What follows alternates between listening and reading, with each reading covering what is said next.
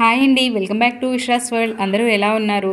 అందరూ బాగుండాలని మనస్ఫూర్తిగా కోరుకుంటూ ఈ వీడియోనైతే స్టార్ట్ చేసేద్దామండి. కొన్నిసార్లు ఎలా ఉంటుందంటే కూడా ఎంత మనం కష్టపడినా, ఎంత బుద్ధిగా ఉండి ఒక రూపాయి పొదుపు చేసినా సరే మనము లైఫ్లోని ఆర్థికంగా ఎదగకుండా ఎక్కడున్నాము అక్కడే ఉంటాము. అట్లాగా ఎందుకుంటాము? అలాగా కాకుండా మనం కొద్దిగా ముందుకెళ్ళాలంటే మనం ఏం చేయాలి? అలాంటిదైతే ఈ వీడియోలో అయితే తెలుసుకుందామండి. వీడియోలోకి వెళ్ళే ముందు నాది ఒక చిన్న రిక్వెస్ట్ అండి, వీడియోని అయితే పూర్తిగా చూడండి. ఒకవేళ వీడియో కనుక మీకు నచ్చింది అనుకుంటే కనుక లైక్ చేయడం అయితే మర్చిపోకండి. వీడియోలో ఏదైనా యూస్ఫుల్ ఇన్ఫర్మేషన్ ఉంది అని కనిపిస్తే కనుక నా ఛానల్ని అయితే సబ్స్క్రైబ్ చేసుకోండి. నా ద్వారా మీరు మనీ సేవింగ్స్కి సంబంధించిన ఎన్నో ఐడియాస్ అయితే తెలుసుకుంటారు. వీడియోలోకి అయితే వెళ్ళిపోదామండి. మా ఇంటి దగ్గర చిన్నప్పుడు ఏంటంటే ఒక ఫ్యామిలీ ఉండేవాళ్ళు. వాళ్ళని మేము పిన్ని బాబాయ్ అని చెప్పేసి పిలిచేవాళ్ళము. ఆ పిన్ని బాబాయ్ వాళ్ళకి ఏంటంటే ఇద్దరు ఆడపిల్లలు, ఒక మగపిల్లోడు. ఆడపిల్లలు ఇద్దరు కూడా పెద్దవాళ్ళు, మగపిల్లోడేమో చిన్నోడు. అయితే ఆ బాబాయ్ వచ్చేసి ఏదో జాబ్ చేసేవాళ్ళు. ఇంకా ఆ పిన్ వచ్చేసి ఇంట్లోనే ఉండేది, హౌస్ వైఫ్. పిల్లలు ముగ్గురు కూడా ఒకే స్కూల్కి వెళ్ళేవాళ్ళు. అయితే ఇద్దరు ఆడపిల్లలు కూడా బాగానే చదివేవాళ్ళు. ఇంకా మగపిల్లడు వచ్చేసి పెద్దగా చదివేవాడు కాదు. ఇంకా అయినా సరే వాళ్ళ పేరెంట్స్ వదలకంట, చదవకపోతే పేరెంట్స్ అన్నప్పుడు వదలకంట చక్కగా ట్యూషన్ అది పెట్టించి అందులో కూడా చదివించడానికి బాగా ట్రై చేసేవాళ్ళు. కానీ ఆ పిల్లోడికి అసలు చదువు అన్నది వచ్చేది కాదు. అయినా సరే ఇంట్లో కూడా ఒక్కొక్కసారి వాళ్ళ పేరెంట్స్ కొట్టేవాళ్ళు, తర్వాత ట్యూషన్లో కూడా కొట్టేవాళ్ళు.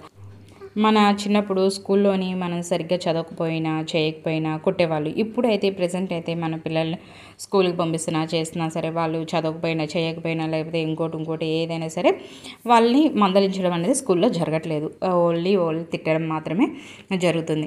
అయితే చిన్నప్పుడు కొట్టేవాళ్ళు, అన్ని దెబ్బలు తినేవాడు కానీ పెద్దగా చదివేవాడు కాదు. ఏంటంటే సరిగ్గా నాకు చదువు అవ్వట్లేదు అని చెప్పేసి తనే ఫిక్స్ అయిపోయాడు, అలాగే చెప్పేవాడు. ఇంకా వాళ్ళ పేరెంట్స్ ఏం చేశారంటే వాళ్ళ అక్క వాళ్ళు చదువుతున్న స్కూల్లో కాకుండా తీసుకెళ్ళి ఇంకో స్కూల్లో వేశారు.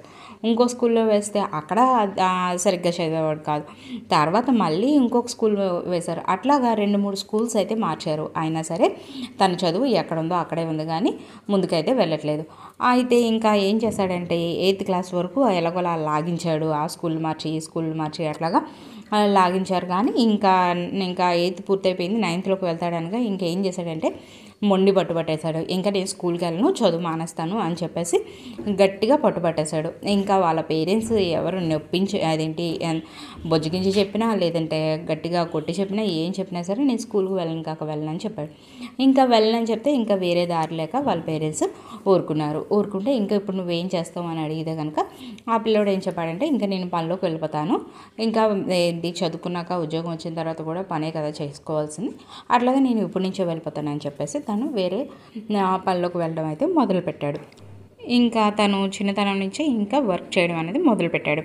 ఇంకా ఆడపిల్లనిద్దరిని కూడా వాళ్ళు ఆ పిన్ని బాబాయ్ ఏం చేశారంటే ఒక ఇంటర్ వరకు చదివించి ఇంకా మంచిగా జాబ్ అది చేసి బుద్ధిమంతులని చూసి మ్యారేజ్ అయితే చేశారు ఆడపిల్లలకి ఇద్దరికి కూడా.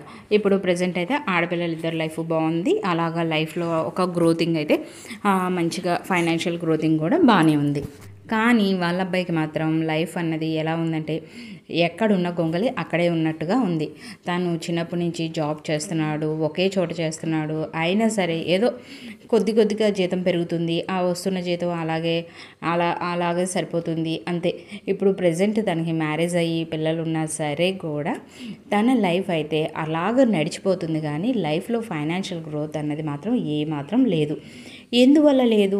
తను చిన్నప్పుడు వర్క్ చేస్తాను, చదువు మానేస్తాను, వర్క్ చేస్తాను అన్న టైంలోని ఆ అబ్బాయికి తెలిసిన వాళ్ళు ఎవరో గోల్డ్ స్మిత్ దగ్గర వర్క్ చేయాలి అని చెప్పేసి చెప్పారంట. అంటే గోల్డ్ స్మిత్ దగ్గర ఏంటంటే చైన్స్ చేయడం, తర్వాత అట్లాగా మేకింగ్ ఉంటుంది కదా, అక్కడ వర్క్ చేయాలి అని చెప్తే దాన్ని అయితే ఆ టైంలో చిన్నవాడు కాబట్టి ఏంటంటే ఒకే చోట కూర్చొని చేయడం వాళ్ళకి బోర్ కొడుతుంది కాబట్టి నేను అది చేయను అని చెప్పేసి ఏదో ఇంకో బట్టల షాప్ సంథింగ్ దేనికో అట్లాగా వెళ్ళిపోవడం మొదలుపెట్టాడంట.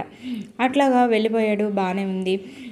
కానీ తనకేంటంటే మంచిగా ఏ విధమైన స్కిల్స్ ఏమీ లేకపోబట్టి తను ఎప్పుడు చిన్నతనం నుంచి కూడా జాబ్ చేస్తున్నా సరే లైఫ్లోని మంచిగా ఫైనాన్షియల్ గ్రోత్ అనేది లేదు. అందుకని చదువు డిస్కంటిన్యూ చేసినప్పుడు ఏదైనా స్కిల్స్ని డెవలప్ చేసుకుంటే కనుక మనల్ని ఎదుటి వాళ్ళు మనల్ని కోరుకొని పనిలోకి తీసుకుంటారు. అదనే కాదు, ఒక చదువుకుంటున్నప్పుడు కూడా మనం స్టడీస్ చేస్తున్నప్పుడు కూడా ఇంటర్, డిగ్రీ, పీజీ అలాగా స్టడీస్ టైంలో ఉన్నప్పుడు కూడా ఎక్స్ట్రాగా మనం ఏదైనా స్కిల్స్ కనుక డెవలప్ చేసుకుంటే కనుక మనకి అది కూడా అడ్వాంటేజ్ అయితే అవుతుంది.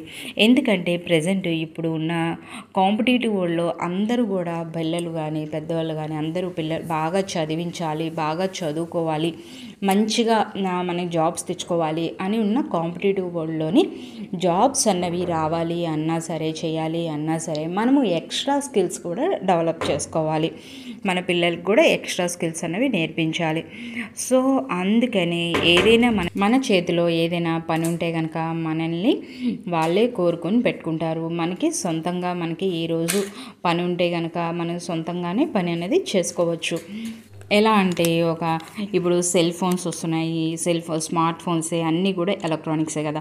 సెల్ ఫోన్స్ అదొక రిపేర్ నేర్చుకోవచ్చు. లేదంటే ఎలక్ట్రానిక్స్ ఏవైనా సరే, అది ఫ్రిడ్జ్లైనా కానీ, ఏసీలైనా కానీ, టీవీలైనా కానీ అన్నీ కూడా స్మార్ట్ టీవీలు, స్మార్ట్ వాచ్లు అట్లాగా ఏదో ఒకటి మనకి నచ్చిన ఏది తీసుకొని దాంట్లోని మనం పనితనం కనుక నేర్చుకున్నట్టయితే కనుక మనకి అది ఆ జాబ్లో ఎంతసేపు ఉంటామో మనకు తెలీదు. వాళ్ళకి ఇష్టం లేకపోతే వాళ్ళు జీతం ఎక్కువ ఇస్తున్నాం అనుకుంటే మనల్ని చూడొచ్చు. అలాగా ఫ్రెషర్స్కి మళ్ళీ వేరే వాళ్ళు కొత్త వాళ్ళని పెట్టుకుని తక్కువ జీతంతో నడిచిపోతుంది కాబట్టి వాళ్ళు ఆ విధంగా పెట్టుకోవచ్చు. సో అందుకని మనం ఏంటంటే ఇలాగా స్కిల్స్ని డెవలప్ చేసుకుంటే కనుక మన చేతిలోని వర్క్ కనుక ఉంటే మనల్ని ఎవరైనా సరే కోరి పిలిచి పెట్టుకుంటారు. మనము ఆ విధంగా చేసుకుంటే కనుక మనం ఇన్కమ్ను కూడా పెంచుకోవచ్చు. మంచిగా లైఫ్లోని మంచిగా ఫైనాన్షియల్ గ్రోత్ని మనము ఆశించవచ్చు. ఇట్లాగా మనం కనుక చేస్తే కనుక అంత ఫైనాన్షియల్ గ్రోత్ అనేది ఉండదు. ఒకవేళ మనం డిగ్రీ చదువుతున్నా, పీజీ చేస్తున్నా కూడా ఇలాంటి స్కిల్స్ మీద కొంచెం కాన్సన్ట్రేషన్ చేస్తే కనుక బాగుంటుందని నా ఉద్దేశం. నా వీడియో కనుక మీకు నచ్చినట్టయితే లైక్ చేయండి, షేర్ చేయండి, సబ్స్క్రైబ్ చేయండి. Thanks for watching.